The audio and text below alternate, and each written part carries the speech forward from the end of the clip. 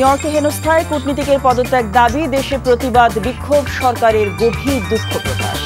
শাপলা প্রতীক পাচ্ছেন এনসিপি, দাবিতে অনড় দলটি 28 সেপ্টেম্বর থেকে ধারাবাহিক সংলাপ নির্বাচন কমিশনের। আওয়ামী লীগের সব অন্যায় বিচার হবে, মির্জা ফখরুল। বিএনপি কাউকে সবুজ সংকেত দেয়নি, রিজভী। এবার পেছালো চাকসু নির্বাচন, ভোট 15 অক্টোবর। রাজশাহী বিশ্ববিদ্যালয়ে চলছে কমপ্লিট শাটডাউন।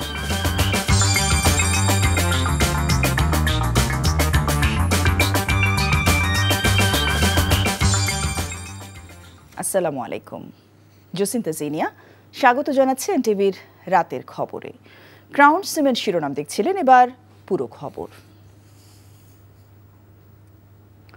পররাষ্ট্র মন্ত্রণালয়ের ব্যর্থতা ও অন্তর্বর্তী সরকারের গাফিলতির কারণেই প্রধান উপদেষ্টা সফর সঙ্গী এনসিপি নেতাদের উপর হামলা হয়েছে বলে অভিযোগ করেছেন জাতীয় নাগরিক পার্টির আহ্বায়ক নাহিদ ইসলাম।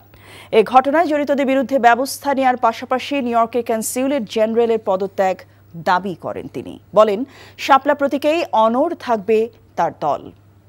নাজিবুর রহমানের রিপোর্ট। রাজধানীর বাংলা মোটরে এনসিপি কার্যালয়ে জরুরি সংবাদ সম্মেলনে দলটির আহ্বায়ক দাবি করেন, দেশবিরোধী চক্রান্তের অংশ হিসেবেই আক্তার হোসেন ও তাসনিম জারার উপর হামলা চালিয়েছে আওয়ামী লীগ। এ ঘটনায় প্রশাসনের অভ্যন্তরে থাকা ফ্যাসিবাদের দোসররা মদদ দিয়েছে বলেও অভিযোগ করেন তিনি।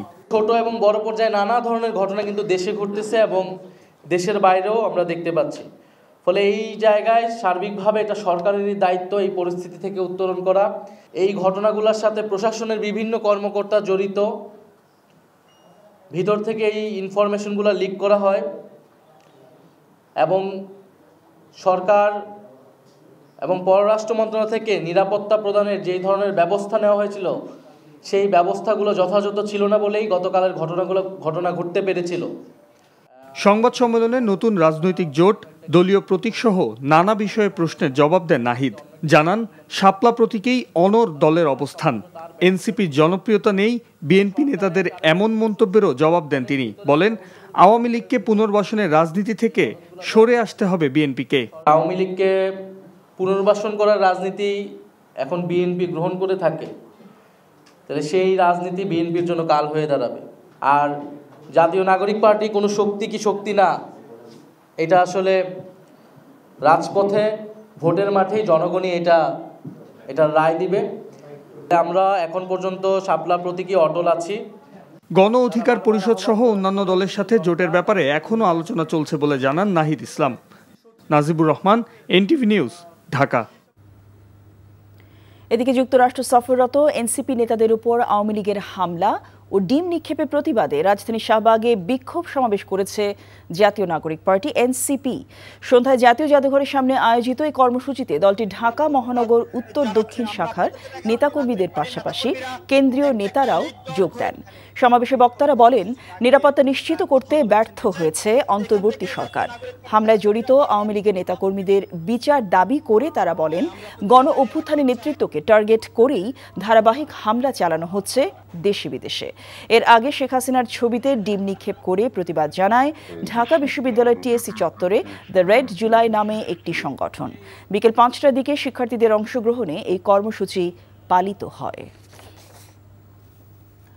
নিউ ইয়র্কে এনসিপি নেতা আক্তার হোসেন সহ রাজনীতিবিদদের উপর স্থানীয় আওয়ামী লীগ নেতাকর্মীদের হামলার প্রতিবাদে ঢাকার বাইরে দেশের বিভিন্ন স্থানেও বিক্ষোভ করেছেন এনসিপি নেতাকর্মীরা। রাতে কিশোরগঞ্জ শহরের আখড়া বাজার মুক্ত মঞ্চ চত্বর থেকে বিক্ষোভ মিছিল বের করে তারা। বিভিন্ন সড়ক প্রদক্ষিণ শেষে অনুষ্ঠিত হয় সমাবেশ। বিকেলে নারায়ণগঞ্জ শহরের চাষাড়ায় শহীদ মিনার প্রাঙ্গণে বিক্ষোভ সমাবেশ করে এনসিপি নেতাকর্মীরা। পরে শহরে বিক্ষোভ মিছিল বের করা হয়। এ সময় এনসিপির কেন্দ্রীয় সংগঠক শওকত আলী সহ অন্যরা উপস্থিত ছিলেন। জামালপুর শহরের দয়াময়ী মোড়ে এনসিপি জেলা শাখার উদ্যোগে অবস্থান কর্মসূচি ও বিক্ষোভ সমাবেশ অনুষ্ঠিত হয়। এছাড়া নওগাঁ, দিনাজপুর সহ দেশের বিভিন্ন স্থানে বিক্ষোভ মিছিল ও সমাবেশ করেছে এনসিপি নেতাকর্মীরা। বিএনপি মহাসচিব মির্জা ফখরুল ইসলাম আলমগীর ও এনসিপির সদস্য সচিব আখতার হোসেন সহ প্রধান উপদেষ্টার সফরসঙ্গীদের উপর উদ্দেশ্যমূলক হামলার ঘটনায় গভীর উদ্বেগ ও দুঃখ প্রকাশ করেছেন প্রধান উপদেষ্টা ডক্টর মোহাম্মদ ইউনূস। রাতে গণমাধ্যমে পাঠানো এক বিবৃতিতে তিনি দুঃখ প্রকাশ করে বলেন, ক্ষমতাচ্যুত স্বৈরাচারী শেখ হাসিনার সহযোগী এবং সমর্থকরা এই হামলা চালিয়েছে বলে অভিযোগ পাওয়া গেছে। এই ঘটনার মাধ্যমে পতিত ফ্যাসিবাদ আমলে গড়ে ওঠা সহিংস রাজনৈতিক সংস্কৃতির চিত্র আবারও প্রকাশ পেয়েছে। প্রধান উপদেষ্টা বলেন, শেষ মুহূর্তে ভিসা জটিলতায় সফরসঙ্গীদের পথ পরিবর্তন করতে হয়, যা সরকারের পক্ষ থেকে আনুষ্ঠানিক অনুরোধ সত্ত্বেও বিমানবন্দর কর্তৃপক্ষ প্রত্যাখ্যান করে। এতে ঝুঁকিতে পড়েন সফরসঙ্গীরা। ডক্টর ইউনূস বলেন, রাজনৈতিক সহিংসতার ঘটনা দেশের ভেতরে কিংবা বাইরে সহ্য করা হবে না। এসব ঘটনায় নেওয়া হবে আইনি ও কূটনৈতিক ব্যবস্থা। যুক্তরাষ্ট্রের নিউ ইয়র্কে জেএফকে বিমানবন্দরে প্রধান উপদেষ্টা ডক্টর মোহাম্মদ ইউনূসের সফরসঙ্গী এনসিপির সদস্য সচিব আখতার হোসেনকে ডিম নিক্ষেপকারী যুবলীগ নেতা মিজানুর রহমানকে আটক করেছে স্থানীয় পুলিশ। নিউ ইয়র্ক সময় সোমবার রাত 1টার দিকে যুক্তরাষ্ট্রের জন এফ কেনেডি আন্তর্জাতিক বিমানবন্দরের 8 নম্বর টার্মিনালে এ ঘটনা ঘটে। আহমেদ শরীফের রিপোর্ট। প্রধান উপদেষ্টা ও তার সফরসঙ্গীদের বহনকারী এমিরেটসের একটি ফ্লাইট নিউ ইয়র্কের জন এফ কেনেডি আন্তর্জাতিক বিমানবন্দরে অবতরণ করে। বিমানবন্দর থেকে একসাথে বের হন বিএনপির মহাসচিব মির্জা ফখরুল ইসলাম আলমগীর, বিএনপির ভারপ্রাপ্ত চেয়ারম্যানের পররাষ্ট্র বিষয়ক উপদেষ্টা হুমায়ুন কবির, জামায়াতে ইসলামের নায়েবে আমির ডক্টর সৈয়দ আবদুল্লাহ মোহাম্মদ তাহের, এনসিপি সদস্য সচিব আখতার হোসেন এবং এনসিপির সিনিয়র যুগ্ম সদস্য সচিব ডক্টর তাসনিম জারা। এক পর্যায়ে উশৃঙ্খল আওয়ামী লীগ নেতাকর্মীরা এনসিপি নেতাদের ঘিরে অশ্লীল স্লোগান দিতে থাকেন। প্রধান উপদেষ্টার প্রেস উইং এবং কয়েকজন বিএনপির কর্মী তাদের নিরাপত্তা দিয়ে বের করার চেষ্টা করেন।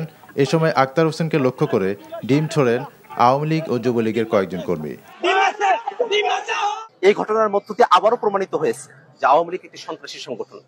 আওয়ামী লীগ যে জন্মগতভাবে এবং প্রকৃতিগতভাবে সন্ত্রাসী সংগঠন, তারা সন্ত্রাস করবে। তারা বাংলাদেশের মানুষ, যারা স্বাধীনতাকামী আছে, বাংলাদেশপন্থী মানুষেরা আছেন, যারা জুলাই অভ্যুত্থানের পক্ষে শক্তি আছেন, তাদের উপরে তারা হামলে করবে। এটাতে আমরা আর অবাক হই না। আমি একটু আগে এই বিষয়ে আমাদের অবস্থা বললাম যে এটা একটা অনাকাঙ্ক্ষিত ঘটনা এবং সেটা নিয়ে আমাদের ফরেন মিনিস্ট্রি, আমাদের এখানে নিউ ইয়র্কের আমাদের যে কনসুলেট অফিস এবং আমাদের পার্মানেন্ট মিশন, এরা এটা দেখছেন।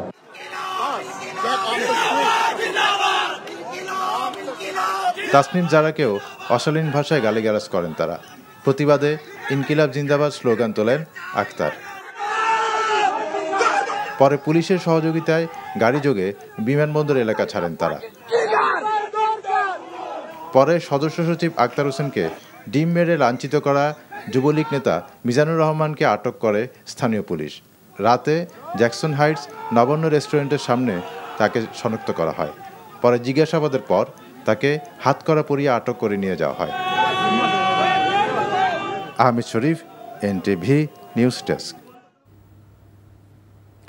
জাতীয় সংসদ নির্বাচনে প্রতীক হিসেবে জাতীয় নাগরিক পার্টি এনসিপি শাপলা পাবে না বলে জানিয়েছেন নির্বাচন কমিশন সচিব আখতার আহমেদ।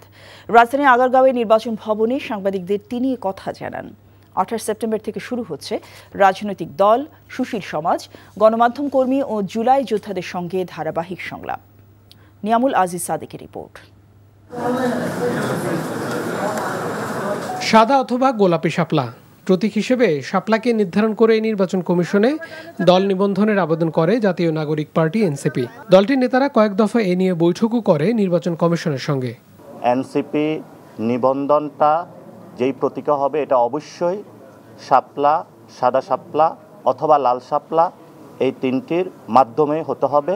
কিন্তু জাতীয় প্রতীক হিসেবে পরিচিত বিষয় কোনো রাজনৈতিক দলের প্রতীক হতে পারে না বলে জানিয়ে দিয়েছিল নির্বাচন কমিশন।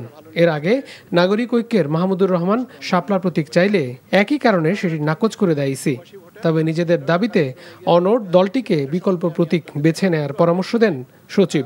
এনসিপি শাপলা প্রতীক পাচ্ছে না, কারণ হচ্ছে যে আমাদের 115টার যে শিডিউলটা করা হয়েছে সেখানে শাপলা প্রতীক নেই। নিয়মটা হচ্ছে যে সংরক্ষিত প্রতীক যেটা আছে সে প্রতীকের ভিতর থেকে একটা নিতে হবে। সে প্রতীকে যদি শাপলা প্রতীক না থাকে তাহলে দেওয়ার সুযোগটা কোথায়? এর আগে কলম, মোবাইল এবং শাপলা প্রতীক হিসেবে পেতে আবেদন করেছিল এনসিপি। সচিব আখতার আহমেদ বলেন, ত্রয়োদশ জাতীয় সংসদ নির্বাচন উপলক্ষে ২৮ সেপ্টেম্বর থেকে বিভিন্ন রাজনৈতিক দল, সুশীল সমাজ ও অংশীজনের সঙ্গে সংলাপ করবে নির্বাচন কমিশন। রাজনৈতিক দল, নির্বাচন বিশেষজ্ঞ, জুলাই যোদ্ধা, এনাদের সাথে আমরা পর্যায়ক্রমিকভাবে আমাদের আলোচনাগুলো শুরু করব এবং আমরা প্রাথমিকভাবে কমিশন সিদ্ধান্ত নিয়েছেন যে ২৮ তারিখ থেকে করা হবে এবং একটু গ্যাপ দিয়ে করতে হবে, কারণ হচ্ছে যে ছুটির দিন আছে, পূজার ব্যাপার আছে, এই সমস্ত কাজে আমরা ওই শিডিউলটা করে নিই।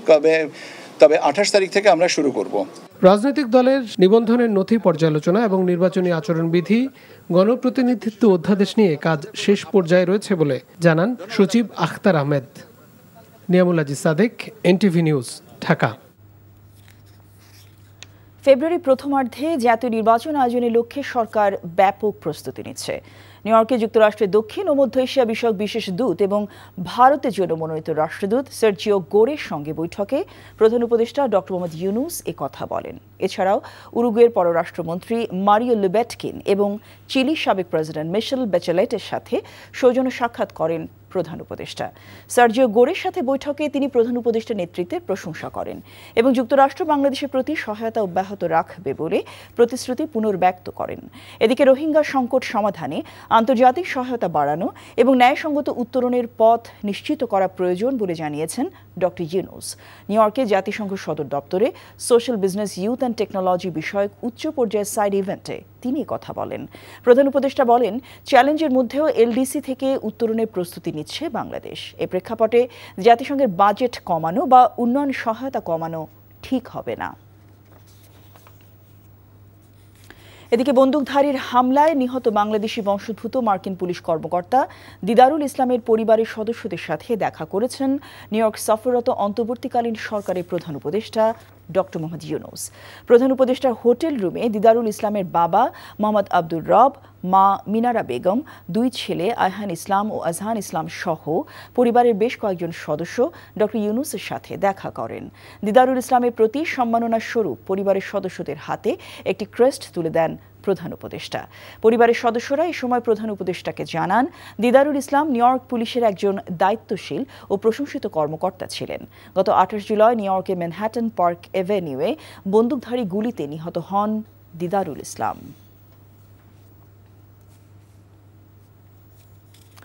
আওয়ামী লীগ এ পর্যন্ত যেসব অন্যায় করেছে তার সবকিছুর বিচার আইনের মাধ্যমেই হবে। বিএনপি মহাসচিব মির্জা ফখরুল ইসলাম আলমগীর এক ফেসবুক স্ট্যাটাসে এমন মন্তব্য করেছেন।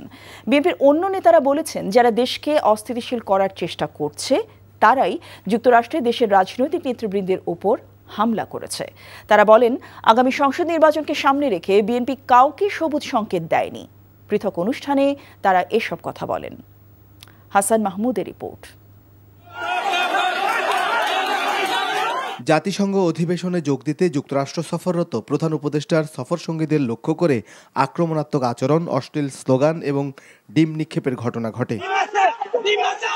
নিজের ভেরিফাইড ফেসবুকে মির্জা ফখরুল ইসলাম আলমগীর লিখেছেন, নিউ ইয়র্ক বিমানবন্দরে যা ঘটেছে তা আবারও প্রমাণ করেছে আওয়ামী লীগ তাদের অন্যায়ের জন্য বিন্দুমাত্র অনুশোচনা করে না। এ পর্যন্ত যা অন্যায় করেছে তারা সবকিছুর বিচার আইনের মাধ্যমেই হবে। যুক্তরাষ্ট্রে এমন হামলার ঘটনাকে দেশের বিরুদ্ধে ষড়যন্ত্র বলে মনে করেন বিএনপির স্থায়ী কমিটির সদস্য সেলিমা রহমান। গণতন্ত্র রক্ষা আন্দোলন সংগঠনের আয়োজনে ঢাকা রিপোর্টার্স ইউনিটি মিলনায়তনে এক আলোচনায় তিনি বলেন, এ ধরনের চোরাগুপ্তা হামলায় অপশক্তির চেহারা উন্মোচিত হয়েছে। তারা এখনো সেই চোরাগুপ্তার মাধ্যমে হামলা চালাচ্ছে, এমনকি বিদেশে নিজের দেশের সম্মান ক্ষুণ্ণ করে চোরাগুপ্তা হামলা দিয়ে তারা চেষ্টা করছে তাদের কলঙ্কিত অধ্যায়টা আরেকবার পরিষ্কার করতে। সেই ষড়যন্ত্র করছে আজকে কারা? ৭১-এর পরাজিত শক্তিরা। তারা চেষ্টা করছে নির্বাচনকে পিছিয়ে দেওয়ার জন্য। এদিকে দিনাজপুরের হিলিতে পূজা মণ্ডপে আর্থিক অনুদান প্রদান ও মতবিনিময় শেষে ডাক্তার AZM জাহিদ হোসেন বলেন, দেশের মানুষের উপর জোর করে কোনো কিছু চাপিয়ে দেওয়া যাবে না। আর বাংলাদেশের মানুষ সবসময় বাংলাদেশের সংবিধানের আলোকে সরাসরি ভোটে অভ্যস্ত।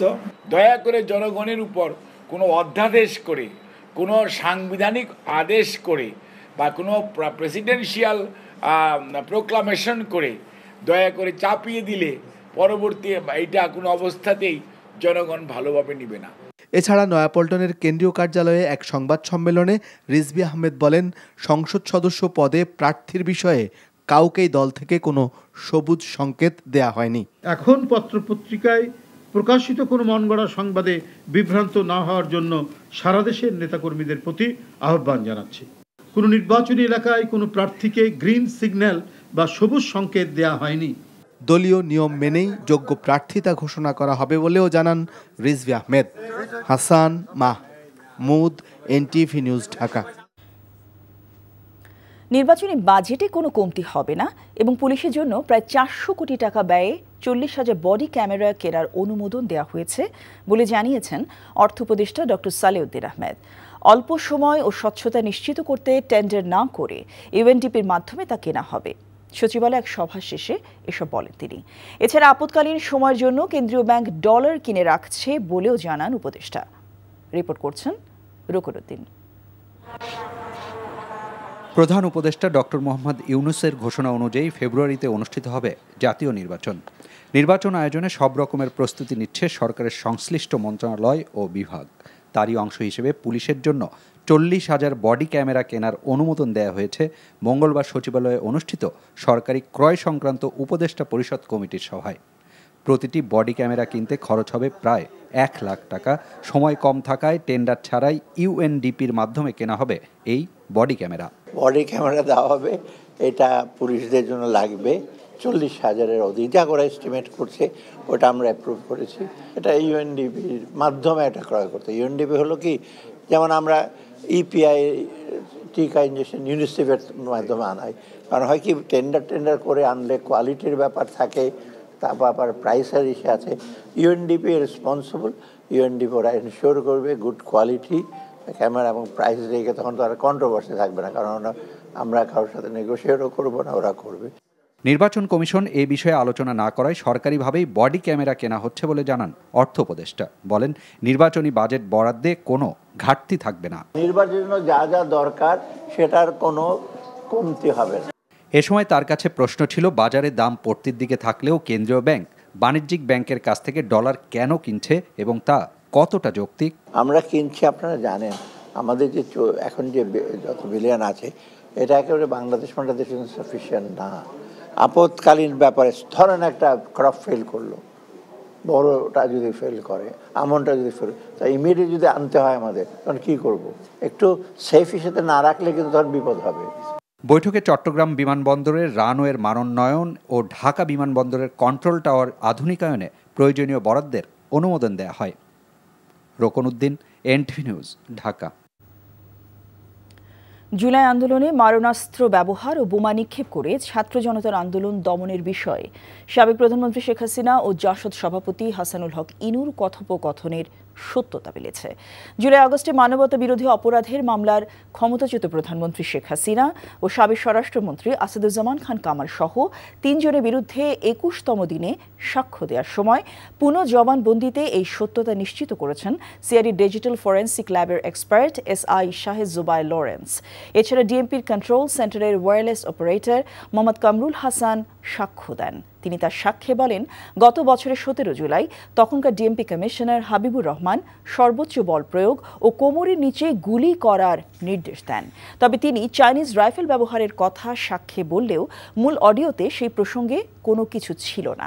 এদিকে আশুলিয়ায় 5 মরদেহের সঙ্গে জীবিত একজনকে পোড়ানো সহ 6 জনকে হত্যার মামলায় 4র্থ দিনে সাক্ষ্য গ্রহণ হয় ট্রাইব্যুনাল 2-এ।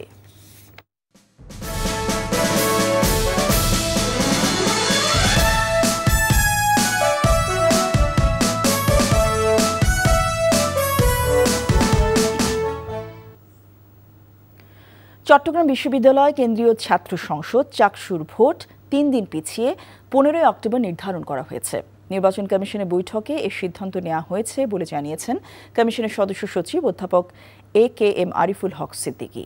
সংবাদ সম্মেলনে তিনি বলেন, আগামী রোববার থেকে শারদীয় দুর্গাপূজা উপলক্ষে বিশ্ববিদ্যালয় বন্ধ হবে। চূড়ান্ত তালিকা প্রকাশের পর প্রচারের জন্য মাত্র 4 দিন সময় থাকছে, যা পর্যাপ্ত নয়। প্রার্থীদের প্রচারের সুবিধার্থে নির্বাচন 3 দিন পেছানো হয়েছে। সর্বসম্মতভাবে সিদ্ধান্ত হয়েছে 15 অক্টোবর ভোট গ্রহণের। এছাড়া আগামী 10 অক্টোবর বিসিএস পরীক্ষার কারণে অনেক শিক্ষার্থী ও প্রার্থী ঢাকা যেতে হবে, সেটিও নির্বাচন পেছানোর যৌক্তিক কারণ বলে মনে করে নির্বাচন কমিশন। এছাড়া 12 অক্টোবর থেকে 18 অক্টোবর পর্যন্ত বিশ্ববিদ্যালয়ে বিভিন্ন বিষয়ের পরীক্ষা স্থগিত করা হয়েছে, তবে নিয়মিত ক্লাস চলবে।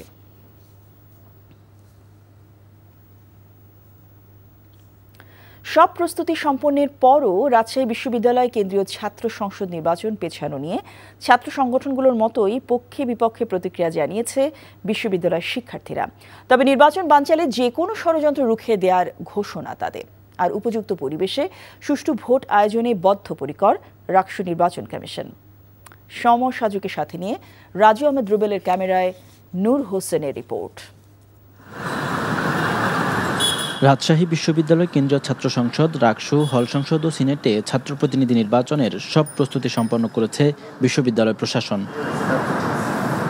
এরই মধ্যে পোষ্য কোটা বাতিলের আন্দোলন থেকে শিক্ষক কর্মকর্তা ও শিক্ষার্থীদের হাতাহাতির ঘটনায় অনির্দিষ্টকালের জন্য কর্মবিরতি ঘোষণা করে শিক্ষক কর্মকর্তা ও কর্মচারীদের একাধিক সংগঠন। পাশাপাশি নির্বাচন পেছানোর দাবি জানায় ছাত্রদল, বামপন্থী সংগঠন সহ স্বতন্ত্র কয়েকটি প্যানেল।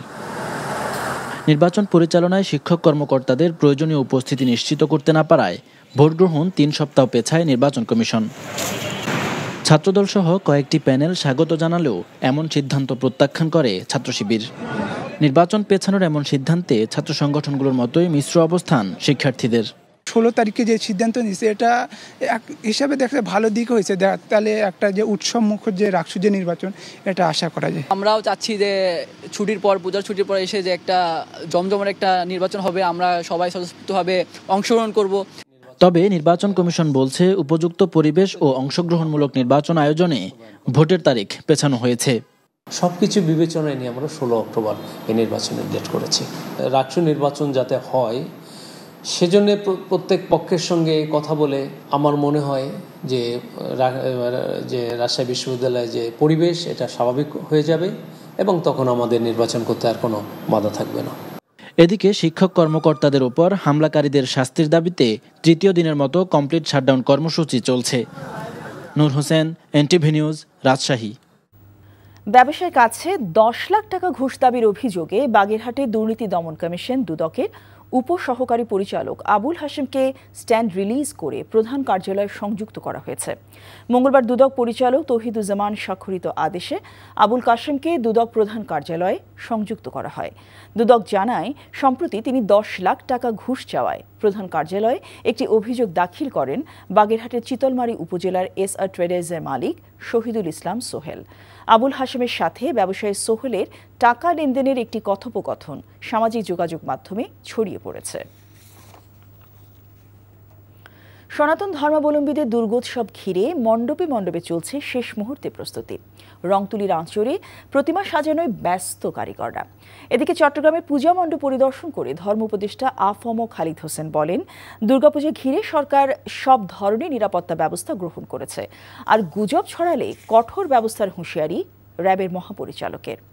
বিস্তারিত ইমরুল কায়েসের ডেস্ক রিপোর্টে। শারদীয় দুর্গোৎসব ঘিরে সাজ রব উঠেছে মৌলভীবাজারের পূজা মণ্ডপগুলোতে। প্রতিমার কাঠামো তৈরি শেষে এখন চলছে সাজসজ্জার কাজ।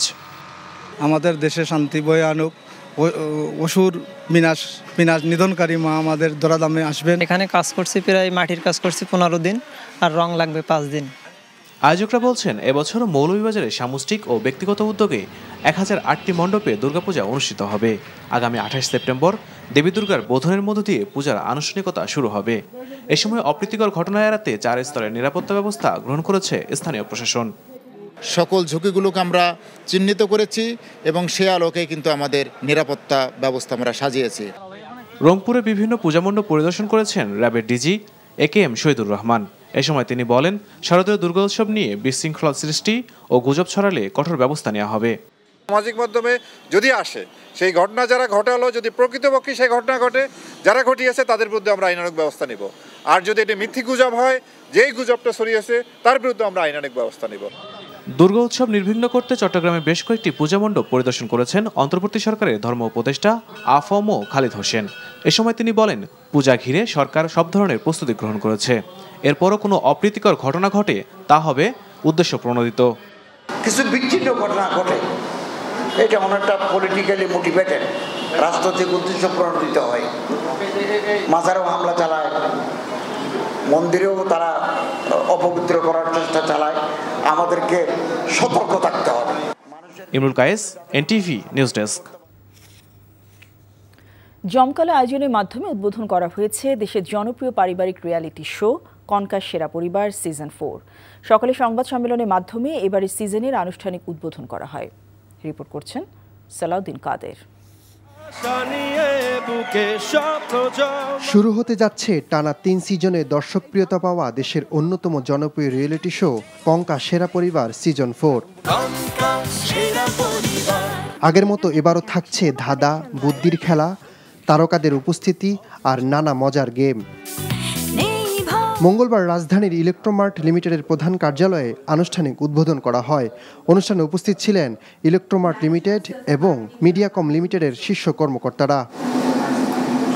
অনুষ্ঠানে এনটিভির ব্যবস্থাপনা পরিচালক মোহাম্মদ আশফাকুদ্দিন আহমেদ উপস্থিত থেকে জানান, এই যান্ত্রিক সময়ের জন্য আমরা পরিবারকে সময় দিতে পারি, এই প্রচেষ্টার অংশ হিসেবেই কঙ্কা সেরা পরিবার।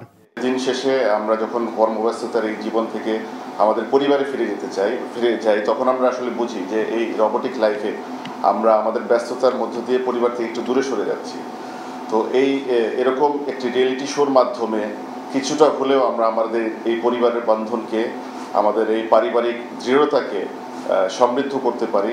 ইলেকট্রোমার্ট লিমিটেডের deputy managing director Nurul Afsar জানান, কঙ্কা সেরা পরিবার চায় প্রতি সিজনে নতুন কিছু দিতে, এবারও থাকবে সেরকম কিছু। কঙ্কা সেরা পরিবারটা আমরা চেষ্টা করব দীর্ঘদিন সময় আমরা থাকার জন্য, এবং আমরা চাই যে এটা ইন্টারন্যাশনাল একটা অ্যাওয়ার্ড পাবে এই সেরা পরিবার প্রোগ্রামটা। এইবারের যে অনুষ্ঠানটি লঞ্চ করা হচ্ছে কঙ্কা সেরা পরিবার, আমি আশা করব অন্যান্য বছরের চাইতে এই অনুষ্ঠানটি আরও অনেক বেশি আকর্ষণীয় হবে। অনুষ্ঠান শেষে কঙ্কা সেরা পরিবার সিজন 4 এর লোগো উন্মোচন ও থিম সং পরিবেশনা করা হয়। রেজিস্ট্রেশন 23 সেপ্টেম্বর থেকে শুরু হয়ে চলবে 31 অক্টোবর পর্যন্ত। দেশের যে কোনো পরিবারের 18 থেকে 60 বছর বয়সী 2 সদস্য মিলে দল গঠন করে রেজিস্ট্রেশন করতে পারবেন। সালাউদ্দিন কাদের, এনটিভি নিউজ, ঢাকা। স্কয়ার গ্রুপের প্রতিষ্ঠাতা চেয়ারম্যান প্রয়াত স্যামসন এইচ চৌধুরীর 100তম জন্মবার্ষিকী আজ। দেশের শিল্প ও অর্থনীতির উন্নয়নে তার অবদান আজও স্মরণীয়। 60-এর দশকে শুরু হওয়া ছোট একটি উদ্যোগ থেকে আজকের বহুমুখী স্কয়ার গ্রুপ গড়ে ওঠে তাঁর হাত ধরে। উদ্যোক্তা হিসেবে স্যামসন এইচ চৌধুরী শুধু সফল ব্যবসায়িক সাম্রাজ্যই গড়ে তোলেননি, বরং দেশের শিল্পায়ন, কর্মসংস্থান ও অর্থনৈতিক প্রবৃদ্ধিতেও রেখেছেন গুরুত্বপূর্ণ অবদান। তাঁর 100তম জন্মবার্ষিকীতে স্কয়ার গ্রুপ জানিয়েছে শ্রদ্ধা। প্রতিষ্ঠানটি জানায়, বিগত সময়ে স্কয়ার গ্রুপকে আরও শক্তভাবে এগিয়ে যেতে গণমাধ্যম সহায়তা করেছে।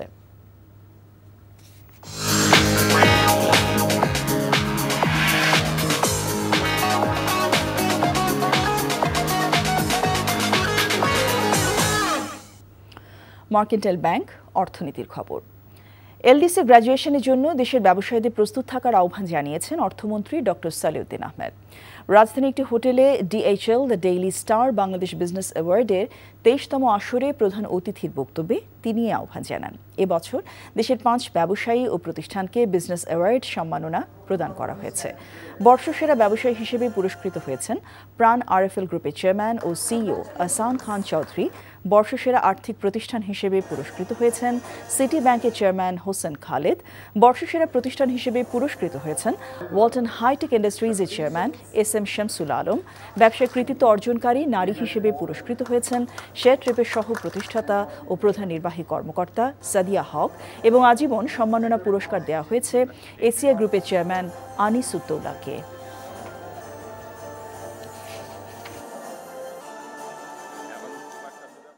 খবর শেষ করছি, তবে যাবার আগে ক্রাউন সিমেন্ট শিরোনামগুলো আরেকবার।